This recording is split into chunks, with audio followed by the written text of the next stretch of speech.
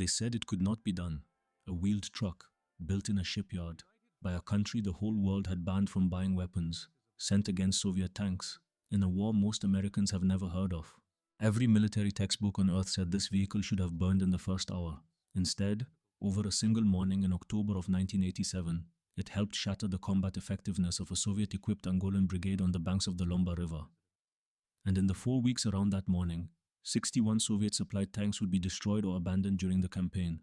Over 1,000 enemy soldiers would die. 19 South Africans would die with them. This is the story of the Ratel, the vehicle that was not supposed to exist.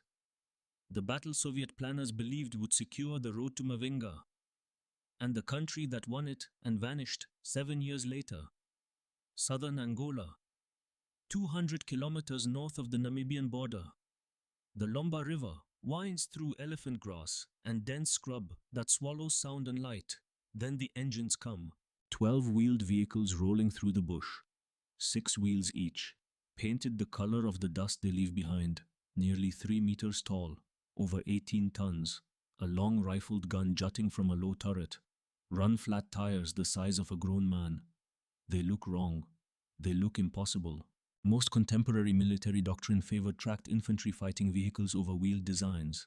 The Soviets generally preferred tracked infantry fighting vehicles for frontline mechanized warfare.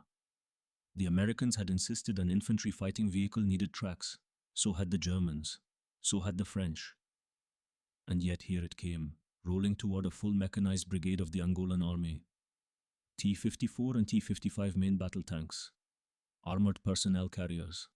Self-propelled anti-aircraft guns. Rocket batteries. A complete Soviet air defense system. It was called the Ratel. It is widely regarded as the world's first purpose-built wheeled infantry fighting vehicle. And to understand how it ended up on a riverbank in Angola, you have to understand a country that had run out of friends. The story turns backward. To 1960. To a police station in a black township called Sharpeville. On the 21st of March, 1960, 69 unarmed protesters were shot dead by South African police. The world watched. And the world began to close. By August 1963, the United Nations General Assembly had passed a voluntary arms embargo against South Africa. Britain stopped selling new armor to Pretoria. France stepped in. West Germany stepped in. Commercial truck manufacturers stepped in. For a decade, the South African military kept fighting through license agreements and back channels. Then came 1974. In Lisbon, on the 25th of April, a group of army officers overthrew the Portuguese dictatorship. Within 18 months, the Portuguese Empire in Africa collapsed. Angola went independent in November 1975 under the Marxist MPLA. Mozambique followed. Cuba sent tens of thousands of soldiers across the sea to prop up the new governments. Soviet advisors arrived at every brigade level. The Warsaw Pact opened its arsenal. The buffer states that had shielded South Africa's northern border for decades were gone. Instead of colonial neighbors, Pretoria now faced Cuban brigades and Soviet-equipped armies. And then came the day the door closed for good. November 4th, 1977, the United Nations Security Council passed Resolution 418. The voluntary embargo became mandatory. Chapter 7 of the UN Charter. The full force of international law. No weapons. No spare parts. No manufacturing licenses. For the first time in the history of the organization, an arms embargo carried the weight of binding law.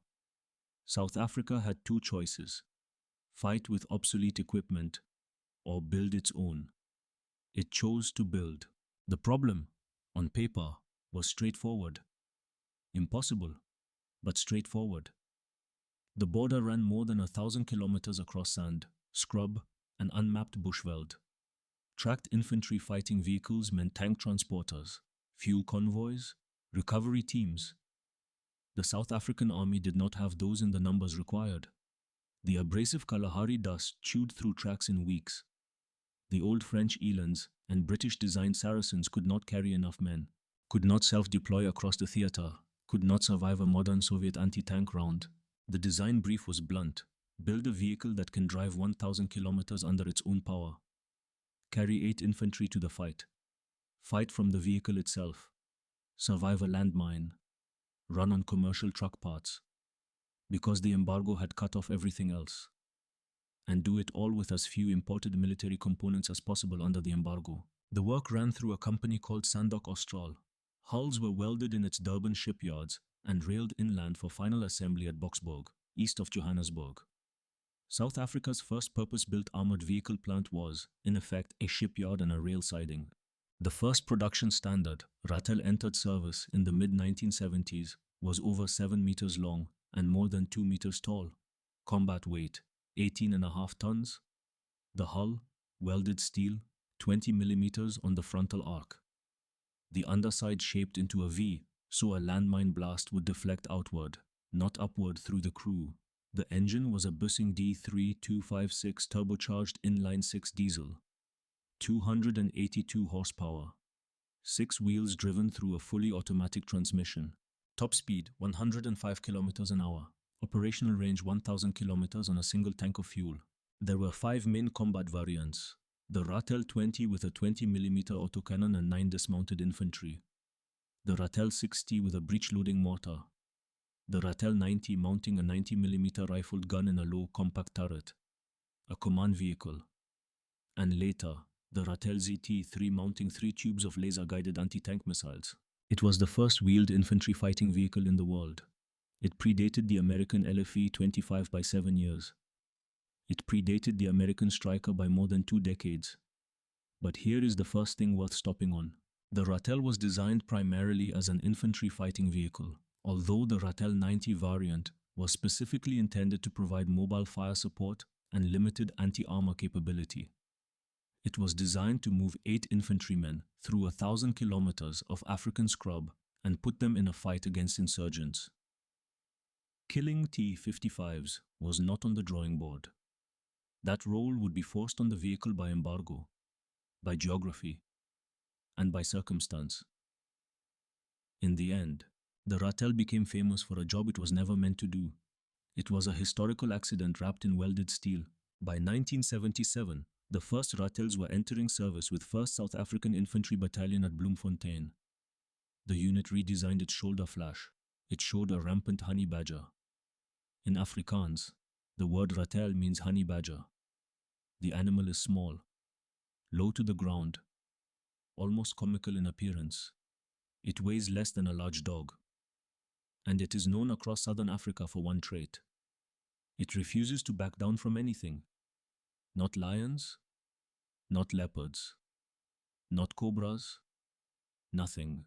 In 1978, the mechanized formations were reorganized into 61 Mechanized Battalion Group, the unit that would carry the Ratel into every major battle of the coming decade. The lessons came fast, and they were paid for in blood. In August 1981, Operation Protea rolled north into Angolan territory, around the town of Zangongo. Ratel 90 crews engaged the T-34/85 tanks fielded by the Angolan army. These were Second World War designs, nearly 40 years old. But they were still tanks, and here was a wheeled infantry vehicle killing them at close range in the bush. The report reached Pretoria. It was possible. Then, in late 1983 and into January 1984, came Operation Askari, this time at the town of Kuvelai. The Ratel crews met something newer. T-54 main battle tanks, modern Soviet armor, not museum pieces. The fighting was brutal. Ratel 90s pushed into range, fired, moved, fired again. Some T-54s burned, others fought back. South African infantry died. Ratels were lost to direct tank fire. When the smoke cleared, the report went straight to the chief of the army. The message was careful. The message was clear. The old Eland armored car could no longer cope with modern Soviet tanks. But the Ratel 90 could, if the crews were trained to fight close, in cover, in bush, and to always shoot from an angle. And here is the second thing worth stopping on. On paper, the Ratel 90 should not have been able to beat the T-55 in single combat. The T-55 carried a 100mm main gun and armor. The Ratel's 90mm round could barely scratch from the front. The Ratel's own hull would not stop a modern tank shell. Every measurable weapon statistic favored the tank, but statistics missed something the crews learned very quickly. The Ratel 90 mounted a two-man turret, a commander and a gunner, working as a team, one spotting through his own optics, one shooting, talking constantly on the intercom. The T-55 had a three-man turret, commander, gunner, loader. But the gunner did most of the fighting work alone, traversing the heavy manual gears, ranging through cramped Soviet-era optics, squeezing the trigger.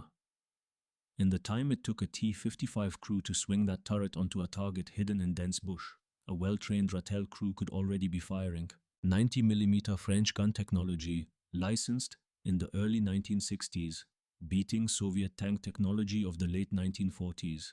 Not because the French gun was more powerful, not because the French shell was better, because the turret was arranged differently, because two men worked faster than one, because in the dense bush of southern Angola, where you could not see a target until it was 200 meters away, the crew that saw first and fired first was the crew that lived. That was the secret of the Ratel 90 versus the Soviet tank.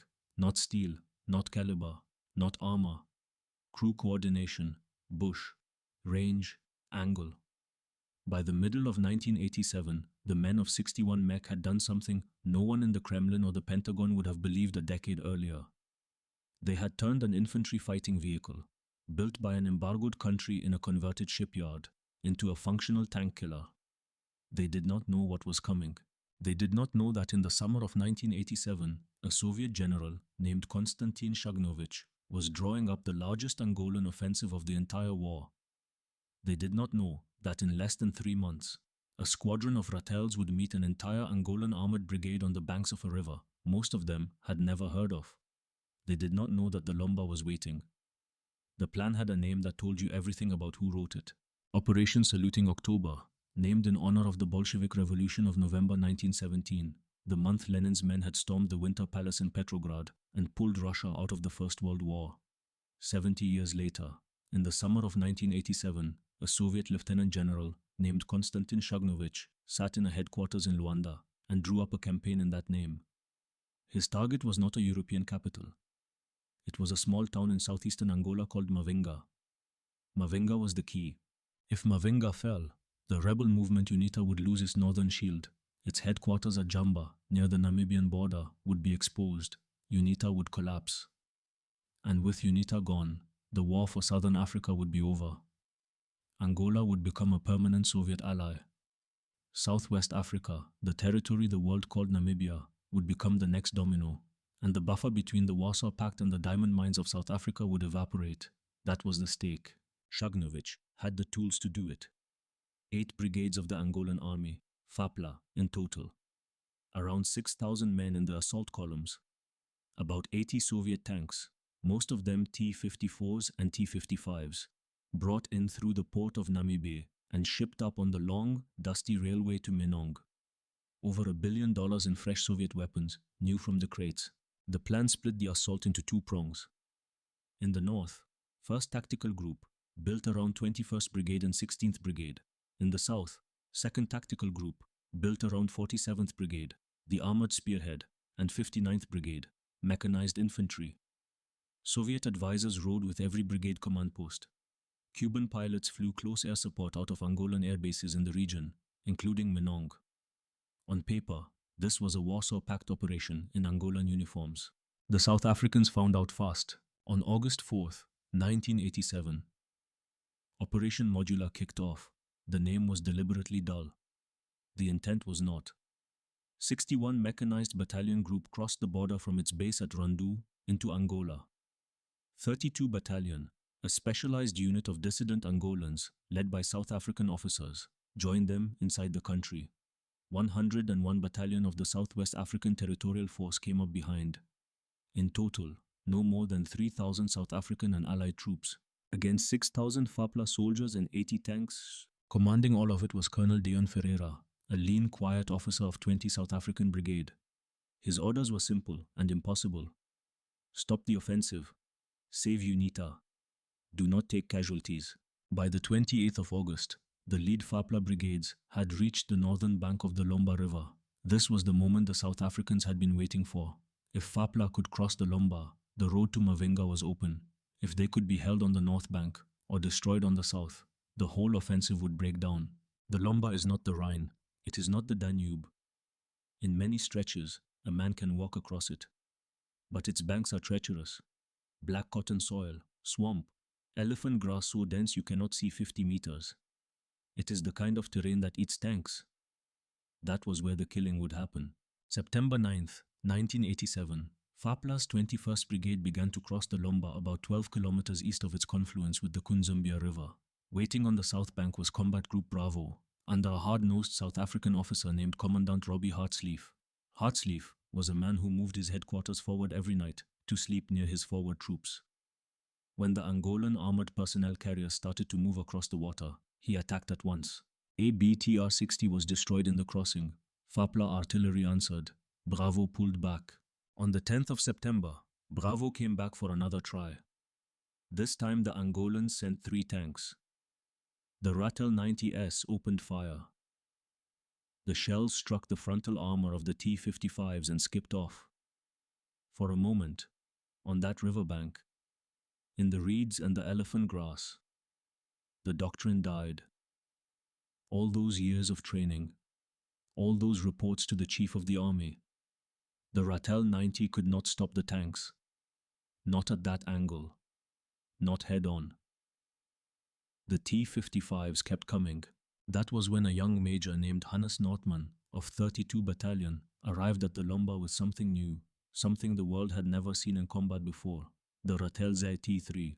It was a modified Ratel infantry vehicle with 3 tubes mounted on top of the hull. Each tube carried a laser-guided anti-tank missile developed in secret in South Africa under the code name Project Raleigh. These were pre-production models, untested in combat, hand-built. They had never fired a shot at a real enemy tank. Nordman drove up to the fight. He brought his ZT-3s online. 7 missiles were fired that morning. 4 found their targets.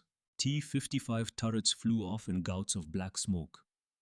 Angolan tank crews died in seconds, cooking off inside their own hulls. The 21st Brigade attack broke. Soviet-built MiG fighters came in overhead and forced the South Africans to disperse into cover. But the momentum was gone. FAPLA had lost the North Crossing. On the south bank, the ZT-3 had just proved itself in blood. A surviving audio recording from that morning captured the shouts of the crews in Afrikaans as the missiles struck home. It was combat at its most raw, and it had changed the calculation on the Lomba. But the war was not won on September 10th. On September 16th, another South African push went wrong. A forward squadron of Ratels rolled into abandoned FAPLA trenches. The vehicles got bogged down in the soft sand. 3 Ratels were lost to enemy fire. It was a reminder that the bush cut both ways. For the next 2 weeks, the 2 armies circled each other in the elephant grass. FAPLA tried to cross the river in 3 places. Each time the South Africans intercepted, hammered them with G5 155mm artillery, and pushed them back.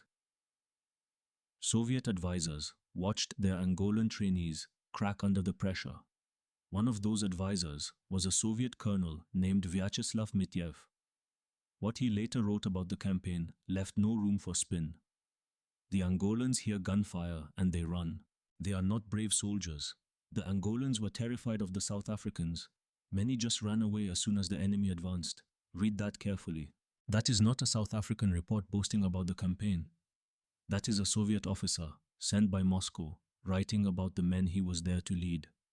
In September of 1987 on the banks of the Lomba River, the Soviet Union was already losing faith in the ally it had spent a decade arming. The men in the Kremlin had poured billions of rubles into training and equipping the Angolan army. And their own colonels on the ground were writing that the Angolans would not stand and fight. That was the third thing worth stopping on.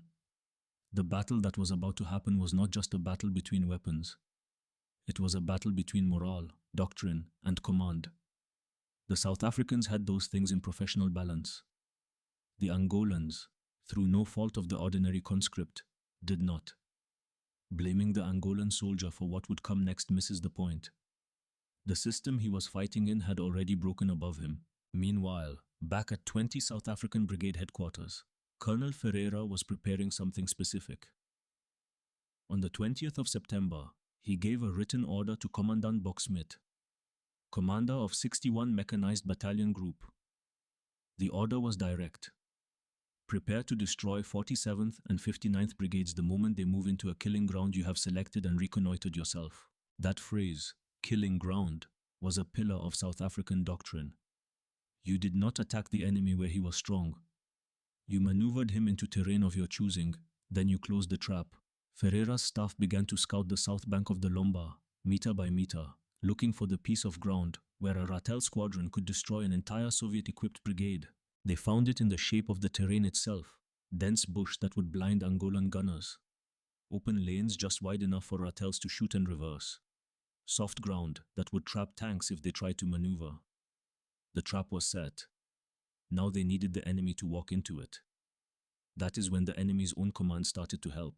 At Army headquarters in Pretoria, the chief of the South African Army, Lieutenant General Andreas Liebenberg, known to everyone in uniform as Kat, was watching the Lomba with mounting anxiety. Liebenberg was a tough professional soldier.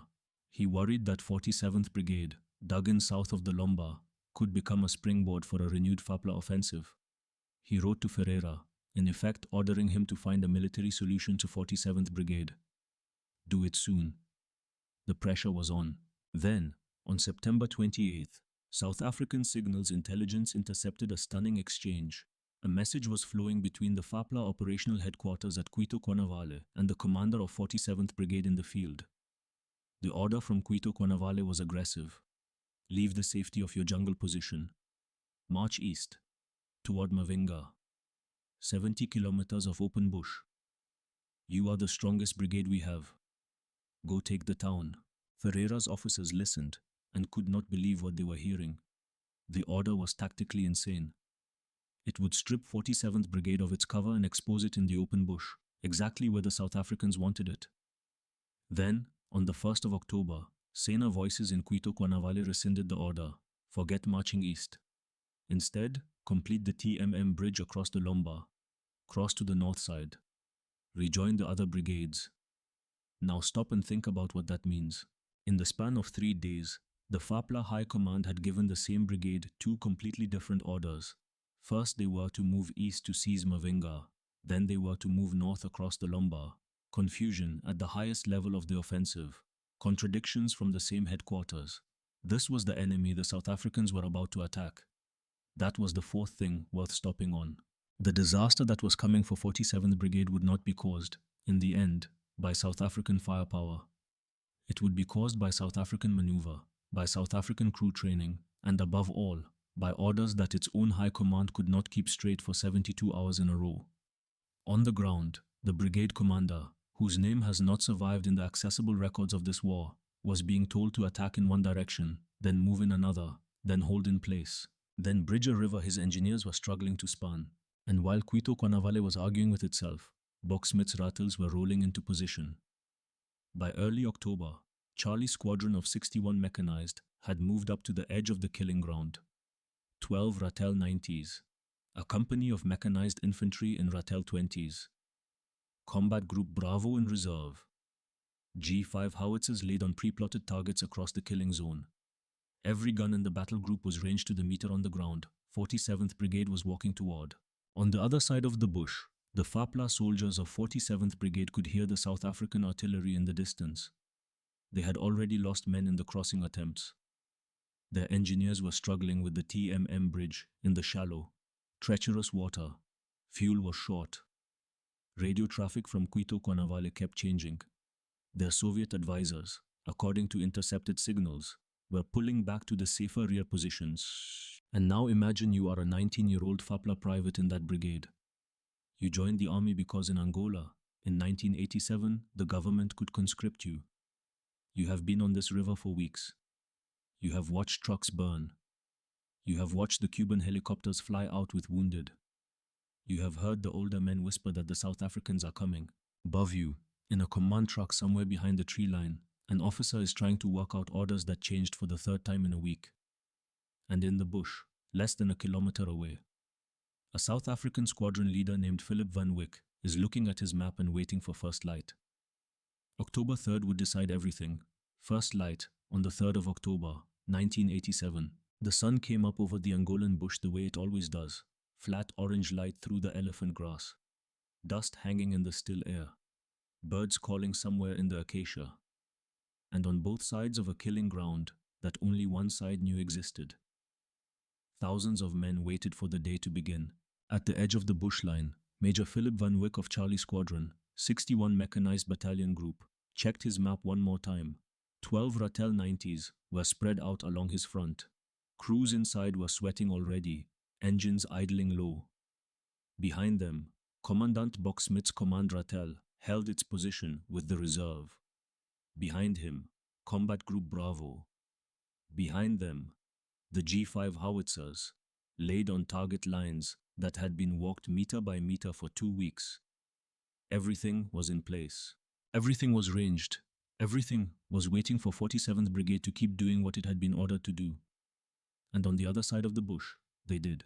Elements of 47th Brigade were still trying to complete the TMM bridge across the Lomba, still trying to reorganize after 2 conflicting sets of orders in 3 days, still fumbling with the tactical picture their own Soviet advisors had already given up on. Their tanks were lagered in the elephant grass. Their infantry was scattered thin. Their command net was crowded. They did not know that the ground they were standing on had been named by the South Africans. A killing ground. Van Wyck gave the signal. Charlie Squadron moved forward. The Ratels rolled out of the tree line in line abreast. 6 wheels on each vehicle. The whine of the automatic transmissions. Dust boiling up behind them. 90mm guns leveled. Into a wall of green grass so thick you could not see a man at 50 meters, let alone a tank. That was the whole point. The Ratel stood nearly 3 meters tall. The T-55 hull down stood barely 2. In elephant grass this deep, the commanders in the Ratel turrets could see over the vegetation. The Angolan tank gunners, hunched down in their turrets, could not.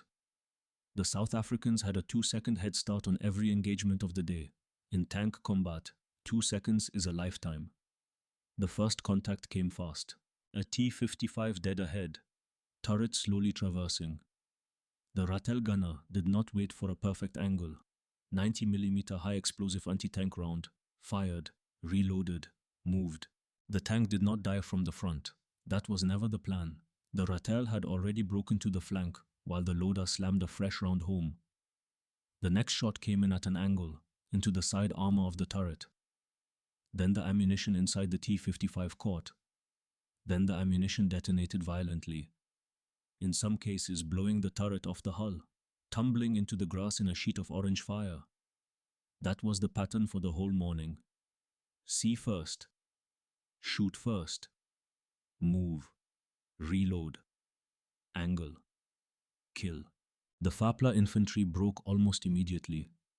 19-year-old conscripts who had been listening to distant artillery for weeks now heard the sound of 90mm guns firing inside their own perimeter. They abandoned trenches. They abandoned equipment. They ran into the bush. The tank crews, alone now, tried to fight it out. They lost. The T-55s traversed. The Ratels were already gone. The T-55s traversed again. The Ratels were shooting from a new angle. In the dense bush, at ranges of 150 meters, sometimes closer, 12 trained Ratel crews were often able to engage faster than opposing T-55 crews under bush conditions could bring his gun to bear. Every advantage that the T-55 had on paper, in armor and caliber and shell weight, was worth nothing when the target vanished into the grass before you could pull the trigger. Behind Charlie Squadron, Bock-Smith fed in his reserves. Ratel 20s with autocannons and dismounted infantry cleared what was left. Combat Group Bravo pushed in from the flank. The G5 howitzers behind the line dropped shells onto the pre-plotted grid squares where 47th Brigade had bunched its vehicles. By the middle of the day, the Angolan Brigade was disintegrating. Tanks were burning in the grass. Armored personnel carriers were abandoned with their engines running. Trucks were empty and open on the trails. A whole brigade, on paper the strongest formation in the Fapla order of battle, had come apart in a few hours. The final numbers, when they came in from the recovery teams, were almost too clean to believe. 18 tanks, T-54 and T-55s, destroyed or captured. 22 BTR, 60 armored personnel carriers. Gone. 85 trucks. Wrecked or seized. 47th Brigade had been rendered combat ineffective as an organized fighting force. On the South African side, the cost of the day was 3 men killed, 6 wounded, 1 Ratel destroyed, 3 men, against a brigade, and in the wreckage, 1 more prize.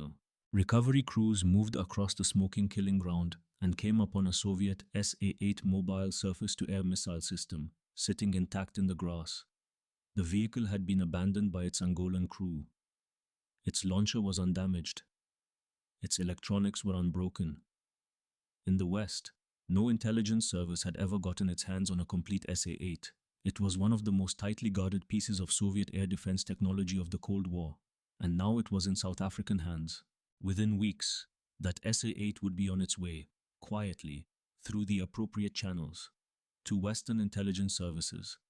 The Warsaw Pact had just handed its enemies one of the most valuable intelligence hauls of the entire decade. It came out of a battlefield abandoned by men who had been told for years that their equipment was the best in the world.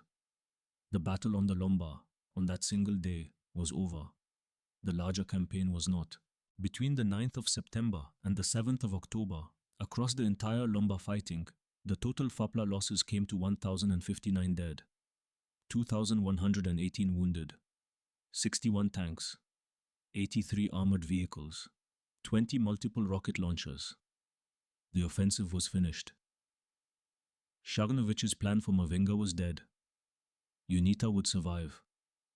The South African cost across those 4 weeks was 19 men killed, 41 wounded, and 5 armored vehicles lost. And here is the thing that has to be said honestly at the end of this story, before we walk away from the Lomba. The victory was shaped more by doctrine, training, terrain, and command than by technological superiority alone. On paper, the Ratel 90 was inferior to the T-55 in almost every measurable way. Thinner armor, smaller gun, lighter shell, no autoloader, a wheeled hull where doctrine demanded tracks. What beat the T-55 that day was not South African engineering. It was South African doctrine, movement, crew training, communications. The killing ground selected 2 weeks in advance. Turrets that put 2 men on the job instead of 1. Officers who had memorized the terrain from the seat of a Ratel and could give orders by landmark from memory. Reserves fed in at the right moment. Artillery pre-ranged to the meter. And on the other side, doctrine failed. Orders changed twice in 3 days. Soviet advisors pulled back. Angolan conscripts abandoned their vehicles. A brigade commander, whose name has not survived in the accessible records, tried to hold together a formation that his own high command could not decide what to do with. Doctrine ate technology for breakfast. That was the lesson of the Lomba. That is the 6th thing worth stopping on. It is a lesson every serious soldier already knew, and every generation forgets. But there is one more thing, and this one is the hardest. The Ratel crews who fought on the 3rd of October were professional soldiers. They did what professional soldiers do. They executed a hard mission with skill and courage. They saved their allies. They defeated an enemy who had come to destroy them, and they were fighting for a country that would not exist in 7 years. The Republic of South Africa in 1987 was ruled by the system of apartheid. That system was already cracking. The border war had cost too much. The economy was strangled by sanctions. The black majority at home was in open revolt. Foreign lenders were pulling out. In the same month that 47th Brigade burned on the Lomba, negotiations were quietly beginning that would end the war in Namibia. By December of 1988, the New York Accords were signed. Cuba would withdraw from Angola. South Africa would withdraw from Southwest Africa. Namibia became independent in March of 1990. On the 11th of February 1990, Nelson Mandela walked out of Victor Verster prison after 27 years behind bars.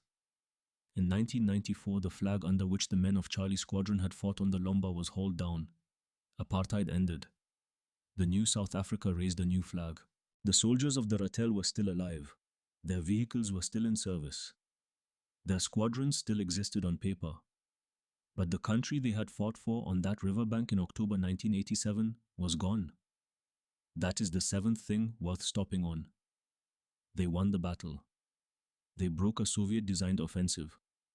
They saved an ally. They handed the West one of the most valuable pieces of Cold War intelligence in a generation. Yet within 7 years, the political system they had served no longer existed. The Ratel itself did not lose. In 2026, nearly 40 years after the Lomba, around 300 Ratels are still in service with the South African Army. The vehicle intended to replace it, the Denel Badger, was contracted for delivery in 2007. As of this year, not a single Badger has been delivered to a combat unit. The Honey Badger, welded together in a Durban shipyard by a political order that no longer exists in that form, has outlasted its intended replacement by nearly 20 years. Restored Ratel 90s is still run at heritage events in the Free State. A Ratel 20 sits in the Ditsong National Museum of Military History in Johannesburg. Moroccan Ratels still patrol the Western Sahara.